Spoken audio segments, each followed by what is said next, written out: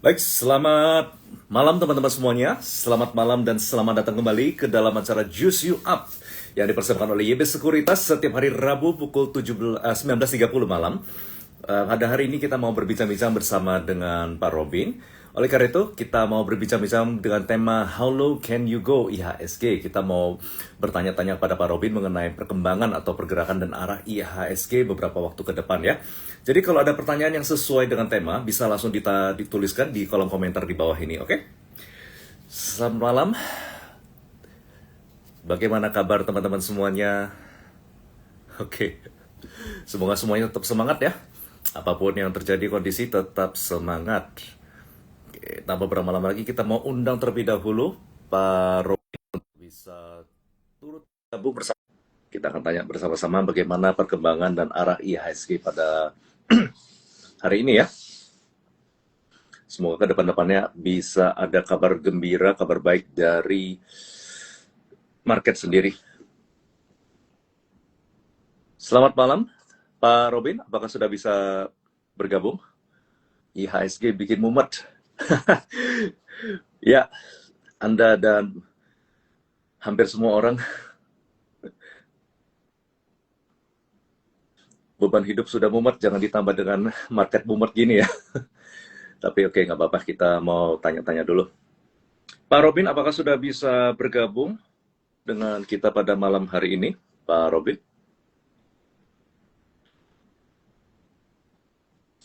Bentar, kita coba sekali lagi ya. Unable to join, sebentar, kita coba sekali lagi. Oops. Oke, Cek. aman, Pak Robin. Aman semua. Apa Koneksi Pak aman. Raymond? Ya, selamat malam, Pak. Semuanya aman, kecuali nggak tahu marketnya aman apa enggak ya, Pak ya. Oke, kawan, kita akan ngobrol-ngobrol sedikit tentang kondisi market beberapa waktu belakangan ini. Gimana kabar Pak Robin? Luar biasa Pak Raymond. Luar biasa ya. Oke. Baik, Pak Robin, hari ini kan IHSG sempat turun ya, 0,82%. Di transaksi juga 22 triliun. Net sell di pasar regular tidak terlalu besar, di 130 miliar. Nah, kita pada hari ini kita mau berbincang-bincang mengenai arah dari IHSG sendiri. Boleh nggak dari Pak Robin sendiri dijelaskan sedikit, Pak, apa yang terjadi dengan kondisi IHSG belakangan ini, Pak? Eh ya sorry to say memang baru dihajar ya di kanan kiri, sentimen luar, geopolitik, sentimen ekonomi, dan dari dalam sendiri ya, sehingga ya geopolitik jelas ya, ada krisis energi dengan perang Irak, Amerika, Israel, Lebanon, terus dan krisis energi ini cenderung akan merembet ke krisis yang lain, pangan dan lain-lain sebagainya. Dan di dalam sendiri kebijakan yang aneh-aneh ada terus gitu ya, sehingga sebenarnya in term of technical sudah di bottom, terus valuasi juga sudah murah ya. Tapi ya karena belum ada sentimen yang cukup kuat untuk mengangkat, sehingga ya yang ada adalah membentuk lower low terus ya, sehingga tadi sempat minus 2% lebih sih, walaupun ditutupnya rebound ya. Dan apa yang yang ditakutkan terjadi gitu. Hari ini pun kita kena dua berita yang cukup berat. Pertama adalah adanya badan yang akan menaungi satu pintu untuk ekspor, itu juga nanti kita bahas lebih detail ya. Yang kedua, hubungan dinaikkan bukan hanya 25 tapi 50 ya. basis point, sehingga ya gimana? Ya memang seperti itu, masih ada. Semoga dan road ahead masih ada lagi Pak Raymond, sehingga ya kita masih menunggu ada FTSE, nanti ada Pandi 22 akhir bulan, nanti eksekusi dari rebalancing MSCI, di mana di delete ada 18 saham kita yang kena. Yang keluar ya. Ya, delete maupun ke downgrade ya. Nah, nanti di Juni masih ada lagi, jadi evaluasi dari MSCI gimana tuh outlooknya terhadap Indonesia, apakah masih di freeze ya, freeze itu artinya nggak akan ada inflow asing, yang berarti ya yang dari pasti fund juga, apakah status kita itu masih tetap di emerging market atau di downgrade ke frontier market. Jadi ya masih ada apa ya, hambatan-hambatan di depan, kira-kira gitu. Wow, masih dari Januari sampai sekarang sudah begitu banyak sentimen negatif atau yang kurang bagus, dan ini masih ke depan masih ada lagi ya. Ya betul, dan secara umum dari HIS kita ya, ATH kita itu kita udah terproyeksi sekarang mungkin sudah memasuki 30% ya. Ya, betul Pak. By definition sebenarnya 20% itu kita masuk ke bearish market. Jadi ya memang nggak mudah untuk bisa segera mantul. Yang kedua, ya jangan sampai kita turun sampai 50%, itu artinya kita crash ya. Crash ya. Dan menurut saya sih unlikely ya. Cuma dalam proses bottoming-nya ini menyakitkan sih. Baik. Saat ini kan sebenarnya kita nanti akan bahas satu persatu ya tentang apa yang tadi sentimen-sentimen yang Pak Robin sebutkan tadi, dan kita coba bisa bahas impact-nya dengan market dan ekonomi ke depan. Ini kan terakhir disebutkan Pak, kalau di Indo sendiri itu mengalami pertumbuhan ekonomi di Q1 2026 tercatat 5,61%. Tapi penurunan IHSG year to date seperti Pak Robin sudah mention sudah sampai 30%. Rupiah juga terus mengalami pelemahan. Dan jadi ada sebuah disconnect ya Pak antara dicatat pertumbuhan ekonomi Indonesia mengalami pertumbuhan dan juga apa yang terjadi dengan kondisi di pasar keuangan sekarang ini. Jadi apakah IHSG di level ini sekarang sudah mencerminkan fundamental ekonomi negara kita yang sebenarnya, atau ini hanya karena sentimen sementara Pak? Ya, sebenarnya berdasarkan pengalaman saya sih mestinya ini nggak lama lagi ya kita akan picking up ya. Cuma kalau ditanya tadi GDP kita 5,6, which is amazing ya. Tapi ternyata kalau kita go deeper itu komponen dari menghitung GDP itu ada konsumsi, ada ekspor, impor, dan government spending. Nah, yang digenjot tuh government spending, Mbak. Sehingga yang lainnya itu sebenarnya so-so aja, nggak terlalu. Nah, ketika government spendingnya digenjot, sehingga GDP-nya naik. Sebenarnya nggak salah dengan government spending. Yang dikhawatirkan adalah ketika pemerintah memberi uang yang banyak dan itu tidak bisa menggerakkan ekonomi, that's the danger ya. Itu bahayanya di situ, sehingga angka 5,6 ini menjadi nothing ketika memang roda ekonomi nggak bisa bergerak, dan itu yang namanya nanti kita masuk ke masa stagflation ya. Jadi inflasi naik tapi ekonomi tidak bergerak.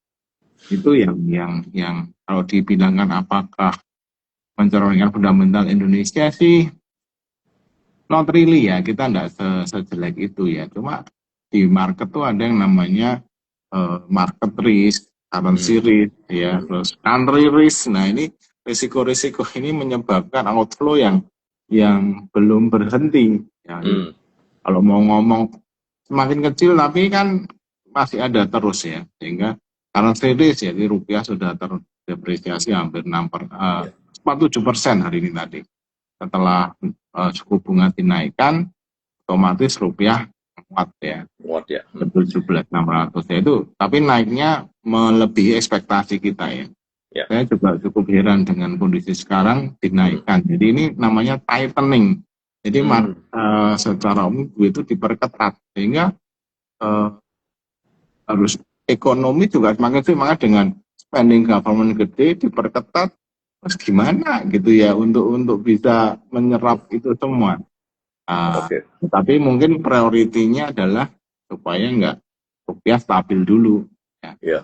I think they know what they doing ya. Cuma ya mungkin apa ya, PR-nya terus eksekusinya kita harapkan juga betul-betul bisa bisa stay on the track, bukan Hmm. sekedar eh, pemadam kebakaran. Oh ini sehingga ya tidak terorkestra dengan baik sehingga ya akhirnya menjadi chaos yang berlebihan ya, Hmm.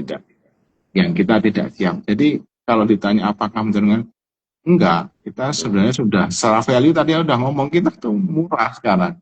Cuma ada currency risk tadi ya. Jadi katakanlah kita untung nih Pak, kan kalau investor asing kan apa pakai US dollar ya.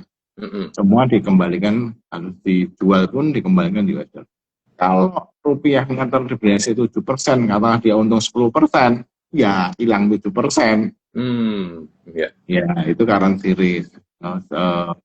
Ya di situ ada market risk dan country risk, itu misalnya kebijakan yang unpredictable. Market tuh seneng yang bisa dipredik, enggak tiba-tiba ada kebijakan A, kebijakan B, sehingga Hmm. kalau nggak bisa diprediksi, kita mau narik uang ya juga akan ragu-ragu. Nah itu Ragu-ragu ya. currency risk dan country risk sama market risk itu masih besar, sehingga ya outflow belum berhenti. Nah, kalau outflow ini Pak, sebenarnya kan rupiah itu sempat berada di all time low ya, di 17.729. Nah, pelemahan ini tuh apakah karena pelemahan rupiah asing keluar dari market Indonesia, atau apakah karena asing terus melakukan net sell di market sehingga rupiah itu terus mengalami pelemahan Pak sebenarnya? Sebenarnya ini sudah kayak lingkaran ya, Hmm. lingkaran setan. Tapi sebenarnya menurut saya sih memang memang dolar indeksnya memang sangat strong, Hmm. sehingga rupiah ini wajar terdepresiasi. Hmm. Masalahnya kita over ya, akhirnya jadi dibanding negara lain kita salah satu yang paling jelek performan rupiahnya. Hmm. Mungkin dua terbawah atau tiga terbawah lah di negara eh, Asia ini ya, sehingga itu menyebabkan. Nah, apa sebabnya? Ya, apa sebabnya banyak. Ya Hmm. tadi ada eh, ya investor juga takut ya Hmm. country risk-nya, sehingga dia mengurangi. Sehingga kalau nah salah satu komponen GDP itu adalah foreign direct investment, kalau berkurang ya akibatnya eh, ada outflow, itu rupiah ya akan terus-terus. Jadi orang nggak percaya gitu loh. Ya. Nah, mata uang itu ada pepatah orang kalau mau ini harus jaga nih mata uangnya, supaya bukan harus, kalau terlalu kuat juga ekspor kita rugi, tapi Hmm. kalau terlalu lemah ya berarti ekonomi lu lemah gitu, sehingga itu yang menyebabkan eh, ya vice versa sama IHSG, akhirnya muter aja, Ya. gulung bareng akhirnya. Oke, tapi memang dengan kenaikan 50 BPS ini kan memang ya, karena ingin menjaga rupiah tidak mengalami pelemahan lebih dalam lagi. Tapi di sisi lain, Pak, dengan penguatan ini kalau dampak pada market itu seperti apa, Pak, sebenarnya? Penguatan rupiah Itu kenaikan suku bunga. ya itu jelek banget, karena secara umum tadi saya ngomong tightening itu pengetatan uang Hmm. ya, kebalikan dari easing kalau itu sebab stimulus. Nah, dengan dengan menaikkan suku bunga, uang yang beredar kan sedikit Pak Raymond. Sedikit. Oke, ya. Orang akhirnya ya udah bunga tinggi taruh aja, ya kan. Hmm. Itu terus bunga tinggi, dunia usaha juga mikir-mikir, dengan bunga tinggi seperti itu, dengan market yang seperti sekarang ini, mereka mau pinjam bunganya tinggi ya mikir dua kali. Hmm. Akibatnya lagi KPR, kredit mobil, eh, apapun yang naik pasti akan naik. Dan akibat selanjutnya adalah yang terjadi adalah akan naikkan yang namanya eh, non performing loan juga. Hmm. Ya, yaitu yang tidak enak lah, dunia usaha butuh duit yang banyak ya, supaya Hmm. bisa agresif untuk Terus, ya. berinovasi, untuk berbisnis. Hmm. Ya kalau gini ya akhirnya double cover Pak, bertahan gitu. Kalau gitu, perbankan bisa menambah likuiditas, Pak. Betul, sebenarnya secara umum dia akan mendapatkan NIM yang bagus kan harusnya. Hmm. Tapi kan ini Pak, dengan suku bunga tinggi, yang Hmm. kredit juga selektif akhirnya. Omset Hmm. kan turun yang Ya. itu, sehingga over liquidity malah sebenarnya bingung nanti, ya kan, karena dia nggak, karena bank itu bisnisnya sebenarnya dari meminjamkan uang kan. Mm-mm. Nah, kalau yang dipinjam gua bunga segitu nggak berani dong, banyak juga dia ya memang The Fed sendiri dipikirkan juga mungkin akan menaikkan suku bunga. Jadi BI langsung naikkan lagi. Karena Hmm. ketika nanti The Fed naikkan suku bunga, dolar Mm-mm. indeks menguat lagi. Nah, kita bisa keantem lagi, Mang. Jadi Hmm. ini langkah preemptif sih sebenarnya. Cuma ya ada juga karena akibatnya ke depan itu eh, sudah bisa diprediksi akan terjadi pengetatan eh, uang. Ya, ya. Uang ketat itulah nggak bisa lincah gitu ya. Mm-mm. Mm-mm. Ngerti, ngerti. Karena inflasi di Amerika juga sudah semakin meningkat ya. Jadi dari Pak Robin sendiri, dengan masih banyaknya ketidakpastian, dengan masih banyaknya sentimen-sentimen yang ada di depan kita, gimana Pak outlook IHSG ke depannya? Menurut Pak Robin sendiri, apakah kita akan melihat masih kemungkinan masih ada penurunan lagi, atau saat ini itu sudah pricing Pak untuk IHSG? Masih ada sih penurunan Masih ya. ada? Ya, yang sekarang ini agak sulit memprediksi ya. Yang Mm-mm. pertama, yang pasti nanti ketika rebalancing itu mungkin nggak terlalu ya, tapi tetap ada karena Mm-mm. bagaimanapun bobot kita dikurangi kan. Mm-mm. Jadi dengan di peak-nya 18 emiten itu pasti ada outflow ya. Mm. Nah itu eh, cenderung akan turun. Yang paling ditakutkan adalah nanti kalau MSCI ngomong kita masuk frontier market, which is unlikely ya. Tapi Mm-mm. Mm-mm. saya tadi juga ini kayaknya kalau naik ke suku bunga nggak mungkin, tapi ya terjadi. Jadi juga ya. Jadi ya itu yang anything can happen di market tuh membuat tetap ada ruang masih akan.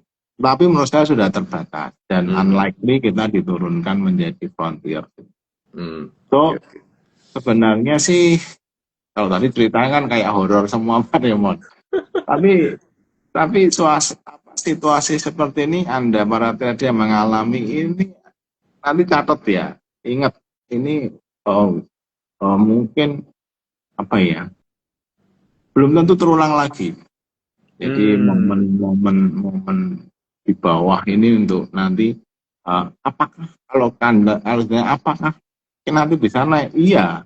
Cuma Mm. kalau Anda tanya kapan Nah, itu nggak ada yang tahu ya. dan sentimennya apa, ya masih belum kelihatan sih. Tapi ketika di bawah, ya makanya kalau kita semua secara fundamental makro masih belum jelas. Technical itu ya, menurut Mm-mm. berdasarkan Dow teori ya, everything terlihat di chart. Jadi Mm-mm. saya sih akan lihat dari sana dulu ya. Nanti eh, indikator-indikator sentimen atau fundamental yang lain akan mulai sinergi. Jadi kenaikan suku bunga, pembentukan badan satu pintu itu Mm-mm. apakah memang langkah yang tepat itu kan akan kelihatan nanti. Ya, jadi dari situ moga-moga itu menjadi momen kita picking up lagi. Jadi Oke. keep in mind ini momen yang bersejarah yang mungkin teman-teman akan nanti rindukan gitu kan nanti sudah naik kenceng ya kemarin nggak beli gitu kan. Seperti masa-masa COVID terakhir ya Pak ya. Betul. Ya. Jadi yang tanya Pak, nih IHSG bisa turun ke kisaran 5.800-an nggak nih? Karena ada gap dari 2025 terakhir itu. Hmm, masih ya 2025 itu 6.092 saya lihat. Jadi ya menurut saya support kuat kita angka psikologis sih 6.000 ya. 6.000 ya. Hmm. Kalau down itu ada support di weekly kuatnya 5.884 which is unlikely. Menurut saya 6.000 tuh ya sudah murah banget sih. Ya, Oke. dan eh, saya sih walaupun katakanlah ada market risk, sentiment risk, asal kita tuh sebenarnya perubahan is okay, ganti operator is okay, ganti Mm-mm. pemain is okay, tapi jangan gonta ganti policy gitu ya. Jadi be predictable gitu ya. Jadi Hmm. karena predictable ini penting buat market ya, bukan bukan tidak boleh ada terobosan, tapi jangan nanti keluar lagi B, C yang kita nggak bisa prediksi, market takut. Asal itu udah stay, nggak kemana-mana, nggak ada aneh-aneh. Kita Hmm. membangun aja, oke laksanakan apa yang menjadi eh, rencana RAPBN di tahun depan. Nggak apa-apa, tapi jangan ganti-ganti. Ya. Kita jadi bisa prediksi, ya udah, low-nya di sini kita masuk. Oke. Ya, ada yang bertanya juga, Pak. Mungkinkah next review MSCI itu bulan berapa ya? Kan yang Mei ini tuh bulan Juni. Apakah di Agustus ya, Pak, harusnya? Agustus ya. Ya. Cuma Juni ini kan pengumuman status itu loh Pak. Apakah Mm-mm. kita masih di emerging atau Hmm. diturunkan ke frontier. Oke. Ini ada yang tanya, untuk yang berikutnya, apakah kemungkinan masih tetap di freeze, Pak, untuk MSCI dengan banyaknya saham yang sudah di-kick? Nah, Apakah menurut saya sih enggak ya. Menurut saya Juni itu menjadi puncaknya, bukan puncaknya, bottomnya, bottom atau puncak penderitaan ya. Bottomnya itu ya pengumuman itu, kalau itu kita enggak menjadi frontier market, itu risknya harusnya dihilangi.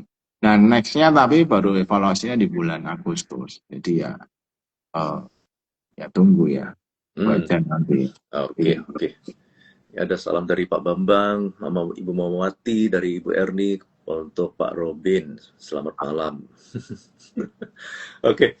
Nah, Pak, kalau misalnya gini, kalau fundamental kita sebenarnya masih baik-baik saja nih, Pak. Penurunan ini apakah sebenarnya merupakan peluang untuk akumulasi? Ataukah penurunan ini merupakan value trap yang berbahaya, Pak? Ya, sebenarnya asing itu sudah kebelet sih. Ya, lihat nilai, lihat value kita tuh mereka kebelet masuk ya. Eh, Tapi jangan ada kebijakan yang aneh-aneh lagi, itu yang ini yang ditunggu. Oke hmm, lah, karena bagaimanapun money itu akan datang di tempat yang bisa menghasilkan duit lebih banyak. hmm, Jadi di sini ya Indonesia marketnya gede hmm, ya, terus sebenarnya istilahnya gini, kita kaya dengan sumber daya alam. Istilahnya kalaupun bangkrut, nggak mungkin bangkrut karena kita kaya sekali. hmm, hmm. Gitu-gitu. Jadi sebenarnya ini kita orang kaya sih yang mungkin nggak belum bisa manage duit kita ya, jadi masih Hmm. berceceran. Oke. Nah, harusnya ini menarik ya. Hmm. Mereka menurut saya sudah kebelet dan saya pun sudah siapin cash terus ya. Cuma begitu misalnya mau masuk lebih banyak kok ada kebijakan, nah kita tinggal nunggu aja sih ketika Hmm. nanti sudah nggak ada aneh, udahlah nggak ada sentimen positif ya nggak apa-apa tapi jangan ada sentimen negatif gitu loh. Ya, ya. Dan jadi policy yang dibuat pemerintah itu malah menjadi market risk. Hmm. Kalau pelin plan, kalau nggak Hmm. jelas, kalau yang mungkin maksudnya baik Pak, semua itu Hmm. saya rasa Hmm. maksudnya masih baik. Tapi kita mulai ya kehilangan kepercayaan terhadap pemerintah, apakah dia bisa eksekusi. Ya, Nah, pelaksanaannya ya dipertanyakan nah ya. Hmm. sehingga kalau kita aja mungkin menyangsikan, apalagi investor luar Pak, kan Hmm. gitu. Jadi Setuju. ya itu. Jadi tunjukkan bahwa ya you are on the right track ya. Ya. Jadi apapun itu silahkan, karena kan ya Anda yang memimpin ya, kita follow aja, Hmm. tapi jangan terlalu banyak manuver yang Oke, berlebihan. setuju. Jadi dari Pak Robin sendiri, apakah masih risk cash atau sudah mulai cicil, Pak? Masih kayak Masih ya cash ya? Mak, kebanyakan nyopet-nyopet. Oke, banyak, Pak. Ya Baik-baik. sebenarnya Hmm. ya sekarang menjadi pencopet dulu. Oke, oke, baik. Ya, ada yang bertanya-tanya tentang kebijakan satu pintu itu, Pak. Mungkin bisa dijelaskan sedikit, Pak. Apa pro kontranya di dalam ini kebijakan ini? Ya, jangannya kan mau diatur tuh, ya masalahnya karena sering terjadi bukan alasan ya. Dasarnya membuat policy itu adalah under invoicing. Jadi Mm-mm. misalnya nih kan pemerintah kan menarik X dari berapa yang diekspor ya nilai. Nah, mereka membuat invoice-nya itu kecil sehingga Hmm. teksnya kecil, Pak. Hmm. Ya. under invoicing ya.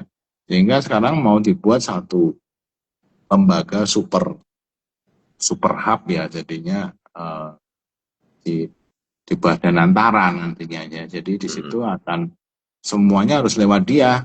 Mau ekspor ya lewat dia. Jadi harus nggak bisa lagi invoice-nya jadi bisa dikontrol.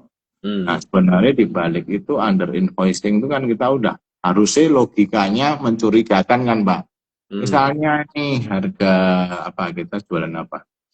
Jualan apa ya? Misalnya handphone lah, handphone harga pasaran 10 juta gitu ya. Nanti kena pajak 10% misalnya. Tapi aku deal dengan Pak Raymond harganya cuma 5 juta. Kan aneh. Sebenarnya kalau mau tuh bisa aja dipegang kan, nggak usah harus membuat lembaga ya. Karena ini the problem is the operator, the people is not the system. Ya, dan kenapa kita secara manumarket nggak suka satu pemerintah campur tangan terlalu dalam di seperti ini itu investor asing bagaimana nggak senang. Ya. Yang kedua, kemungkinan dengan diawasi ini secara umum omset mungkin akan berkurang, entah bagaimana ya, karena mungkin ya apalagi pada waktu transisi pasti akan ada banyak yang masih terlambat prosedural ya, kita tahu pemerintahan sering lama ya. Ya, jadi itu yang menyebabkan nggak suka ya. Ketiga, secara umum tuh yang ya nggak nyaman dengan perubahan yang suddenly tadi Pak. Jadi apalagi nih gitu. Jadi sebenarnya langkahnya itu menurut market tuh nggak perlu sejauh itu ya. Tinggal kalau orangnya yang nggak becus ya diganti. Maksudnya begitu Pak. Jadi nggak usah yang membentuk ini kan jadi semua teramat sih. Sebenarnya kita negaranya cukup independen apa kita ini jadi ya negara dalam tanda kutip yang terawasi. Saya mau ngomong komunis kok ya susah ya.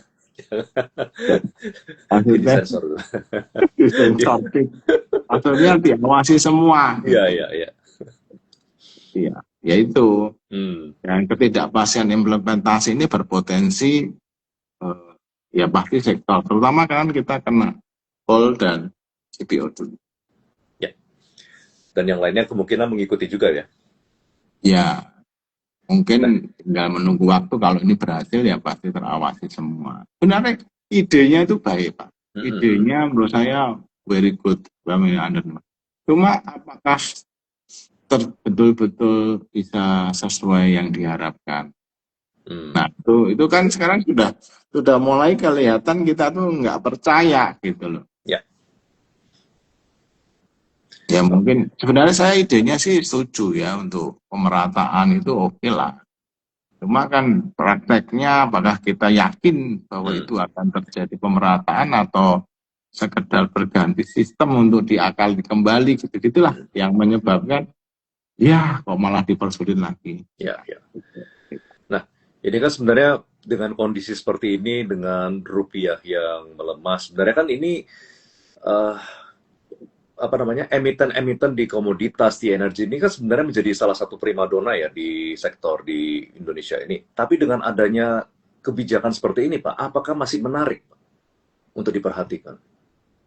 Ya sebenarnya di saat krisis energi seperti ini itu menjadi primadona ya, karena biasanya akan cukup lama ya, komoditi itu akan ada namanya komoditi cycle itu akan running itu cukup lama sih untuk bisa memberikan kita leverage ya, yaitu tadi akan dapat devisa cukup oke ya. Tapi karena mungkin satu dan ada under invoicing yang tadi saya ngomong ya, itu mungkin pemerintah merasa duitnya itu nggak sesuai nih, ya mau ngawasi lebih ketat gitu. Harusnya sih masih setelah adanya masih itu menarik Pak ya? Masih menarik masih, ya. Yang asal pelaksanaan tadi membaik ya, karena saya coba tanya ke beberapa pemain di tambang pun dia ya selama itu nanti bisa menjadi istilahnya ada ide gila malah ya udah biar pemerintah aja yang jualan atau kita fokus production yang penting harga kita mau terserap itu nggak masalah Pak, itu malah bagus. Hmm. Jadi pemerintah yang jualan ya udah pokoknya kita pantau harga segini saya produksi udah Mm-mm. kamu yang jualan. Sebenarnya kalau bisa begitu ya nice ya. Hmm. Tapi kalau jadi istilahnya oke ini pengusaha kamu para pengusaha tambang kita jual bareng-bareng ya harga bagus segini mau enggak oke jadi harga yang bagus itu membuat ya sama-sama senang Mm-mm. pemerintah dapat price-nya bagus Ya, tapi apakah itu terjadi ya ya we'll see ya. bersih ya. Kan seru. Kira-kira kalau untuk melihat apakah itu berjalan dengan baik atau tidak itu butuh berapa lama itu, Pak? Nah, ini kan masa transisi masih sampai akhir tahun ya. Mm-mm. Jadi nanti akan kita lihat sih. Jadi masih tahun depan Tahun depan ya. sebenarnya.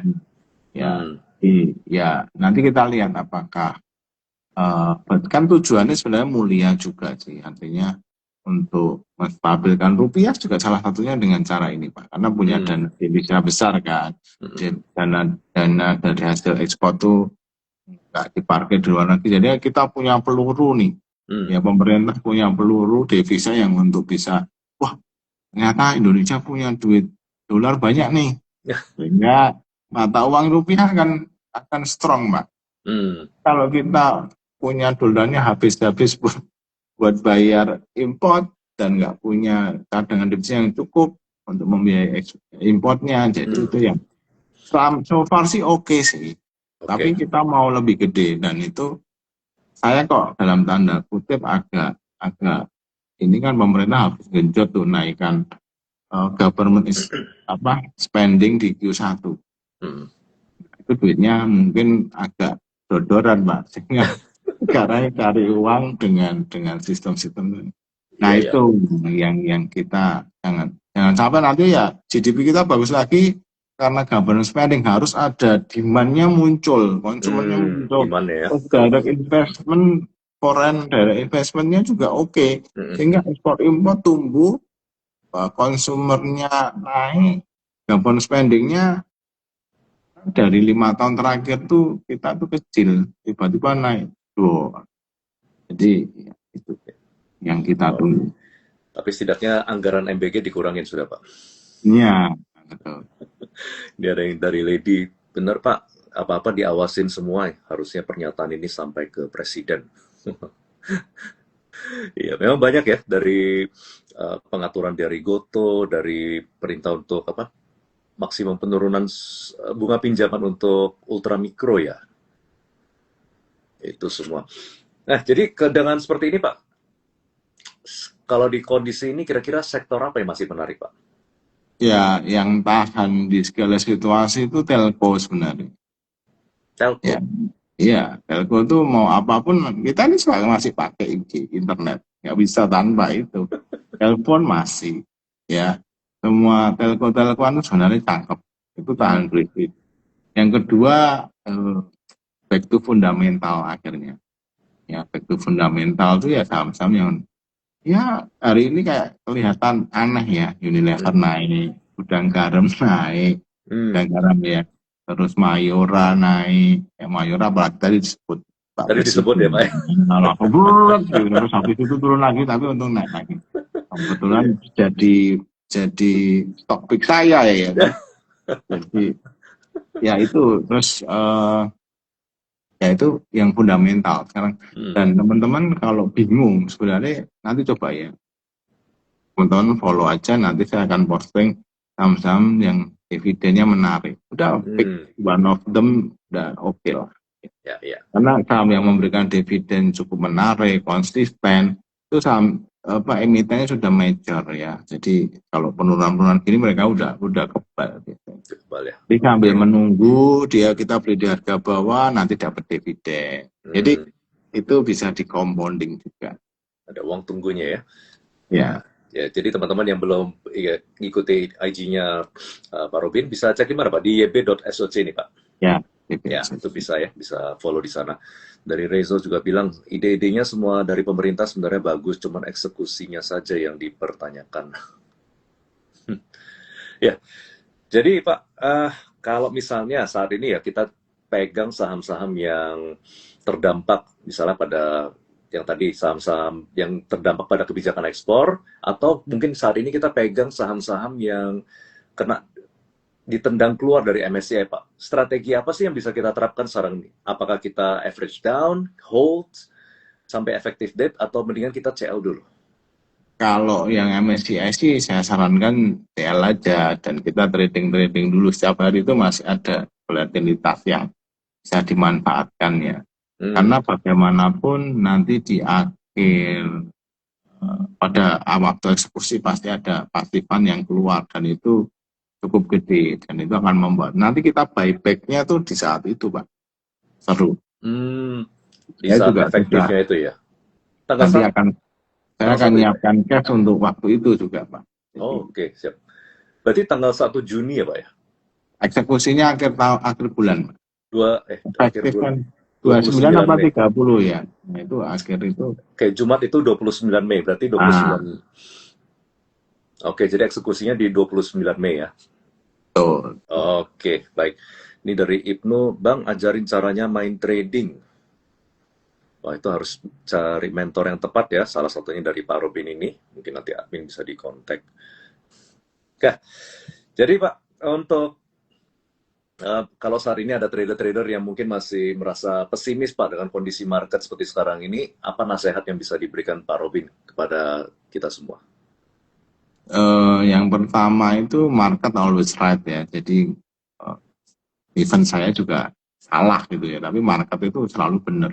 Jadi ya enggak usah maksa ya. Kalau memang sebelnya tadi habis kita Carlos dia mantul gitu kan. Hmm. Ya, ya sudah gitu loh. Karena bagaimanapun itu necessary things to do ya. Kalau market Hmm. tiba-tiba harus berbalik arah itu sering terjadi ya. Jadi ya kalau bahasa Inggrisnya sometimes it happen tuh ya gitu itu. Tapi nggak apa-apa ya nggak apa-apa. Karena dari situ kita tahu bahwa kita juga risk off ya. Apakah sudah risk on lagi belum? Jadi sebenarnya Pak entry market itu selalu ada risiko kan. Hmm. Begitu juga kita keluar tuh mengamankan risiko. Perkara Hmm. dia mantul ya nggak apa-apa. Jadi kita ndak harus yang kejar ya, ndak harus yang buru-buru masuk lagi, ndak Hmm. harus yang mau balas dendam ya. Hmm. Saya loss banyak.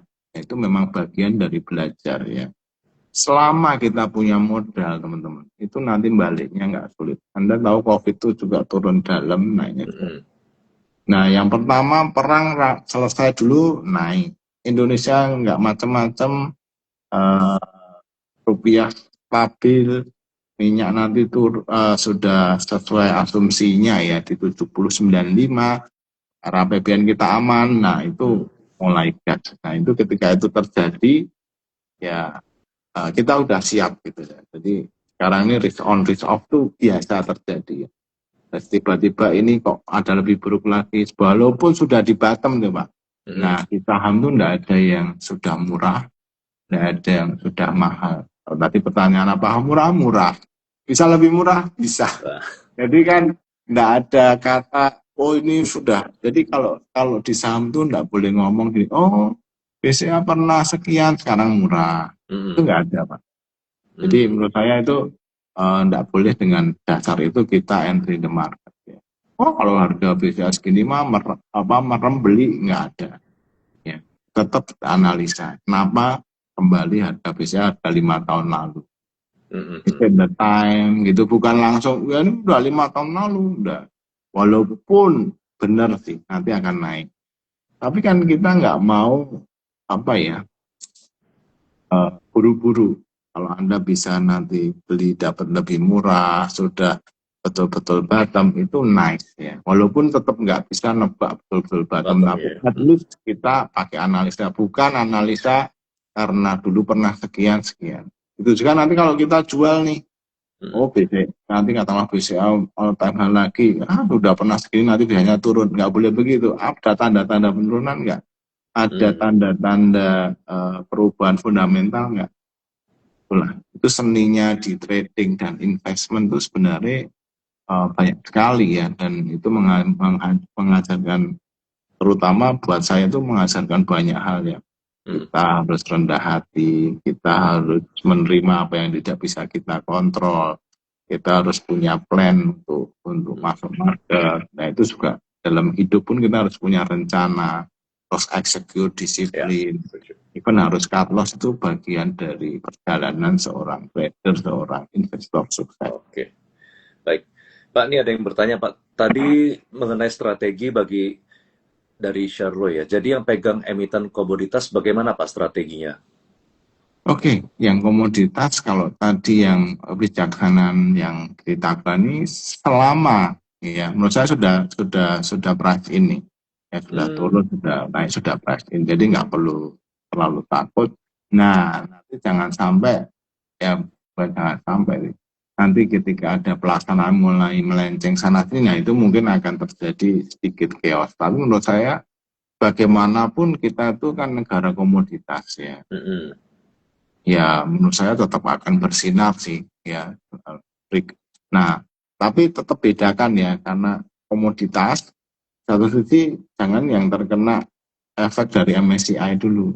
Efek MSCI nunggu nih Mas Ian, nunggu nunggu apa ya, nunggu eksekusi akhir bulan. Kalau udah itu mungkin kok soal komoditas secara umum akan sama. Sekarang ini cari yang komoditas yang tidak kayak MSCI, misalnya jangan yang batu bara, misalnya jangan cuan, jangan yang ke-delete. Nah CPO juga akan delete tuh, ya, dan FG. Jadi ya itu hindari dulu ya. Tapi kalau komoditas yang lain yang nggak ada itu rasanya sudah price in, dan kalau lihat tadi justru saya tuh sampai membuat sendiri Pak. Jadi indeks itu kan kalau cuma energi, saya bisa indeksnya tuh indeks batu bara, indeks gold, indeks nikel. Nah kalau saya lihat indeksnya khusus gold itu akhirnya masuk cukup gede. Jadi intinya so far sih sudah price in, sehingga ya besok kita akan entry pelan-pelannya. Nggak usah buru-buru, ya nggak usah FOMO saham yang baru turun. Kita lihat betul-betul sudah bottoming. Itu ya nanti ada support kuatnya di mana gitu. Oke, baik. Oke, baik, semoga menjawab tadi semua pertanyaan yang ada. Saya lihat PTBA lumayan bagus tadi. Ya, karena PTBA nggak kena Pak. Nggak ekspor ya? Nggak, iya. Bukan ekspor, tapi kan dia punya pemerintah Pak. Selama itu sudah diawasi sendiri. Oh iya, betul. Ya kan, jadi nggak ada efek sebenarnya buat ini. Nanti yang ditakutkan lagi adalah yang pajak ekspor, yang sebelum ini kan ada isu pajak ekspornya kan dinaikkan royaltinya. Nah itu nanti kalau ditambah lagi ya turun lagi. Gitu. Oke, nah Pak, jadi kalau misalnya komoditas saat ini ada rebound, apakah itu waktu untuk jual atau untuk masuk nanti Pak? Sebenarnya kalau komoditas sih akan cukup lama. Tadi saya ngomong kalau sedang krisis energi ini akan ada namanya komoditi super cycle, dan itu akan cukup lama, dan minyak Plat Hormuz itu ditutup panjang lama ya. Buka pun sekarang nggak bisa mengejar tutup yang lama ini Pak. Takes time, takes year, sehingga itu kebutuhan batu bara juga masih akan high, CPO pun juga akan tinggi, sehingga ya sebenarnya masih panjang.